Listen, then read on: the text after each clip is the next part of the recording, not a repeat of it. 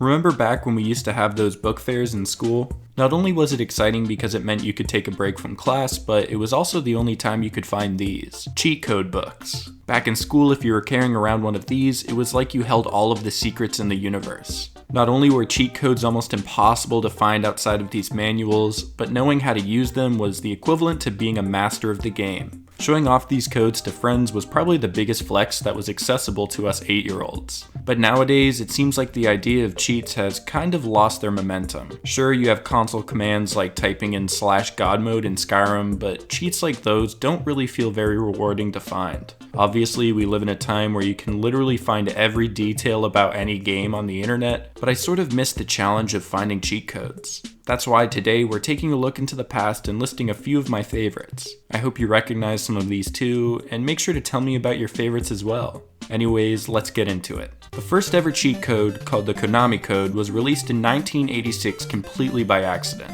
A developer working on the space shooter Gradius left it in the game without realizing, and still today it's probably the most popular cheat code of all time. We've all heard it.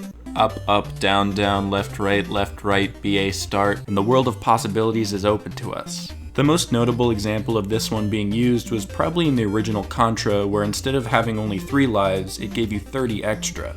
But tons of games following also used this code for their own antics. Bioshock Infinite used the Konami Code, but rather than giving bonuses to the player, it actually made the game harder for a more challenging experience. I'm pretty sure this was patched out, but if you use the Konami Code in Rocket League, the title screen would be replaced by the original title, Supersonic Acrobatic Rocket-Powered Battle Cars. There isn't really a practical use for this, but it's still a pretty cool Easter egg. Assassin's Creed 3 used the Konami Code by turning any random turkey into your sworn brother in arms. That one's a bit strange, but you can appreciate small details like this, especially since they were referencing such an important moment in gaming history. After the Konami Code, cheats were on the rise. During the era of the GameCube, PlayStation 1, and original Xbox, it was hard to come across a game that didn't have hidden cheat codes to discover. There was a great mix of them too. Some codes were practical and having the upper hand at certain games. One example that comes to mind would be the secret continue code in the original Super Mario Bros. If you lost all of your lives, all you had to do was hold down A, B, and start during the game over screen for a second chance.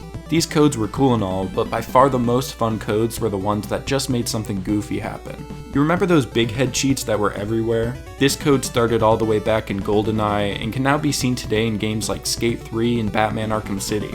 I love this one because it can turn otherwise serious moments into a ridiculous joke. There were also some crazy codes that completely added new elements to the game while being hidden to most players. Rogue Squadron was one of my favorite games growing up on the N64, and when I found out that typing Farm Boy into the name select would let you fly the Millennium Falcon, my mind was blown.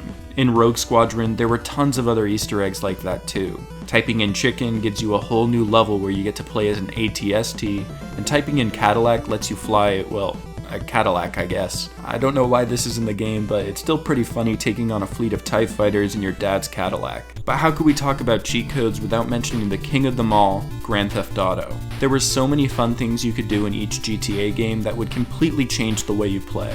In GTA San Andreas, there were a ton of fun codes to mess with, but easily the best of these would have to be the flying car code. This would let you turn any vehicle into a magical flying machine, and it was just as goofy as it sounds. Even though cheat codes have become less of a gaming staple, GTA continues to use them for fun new ways to play the game.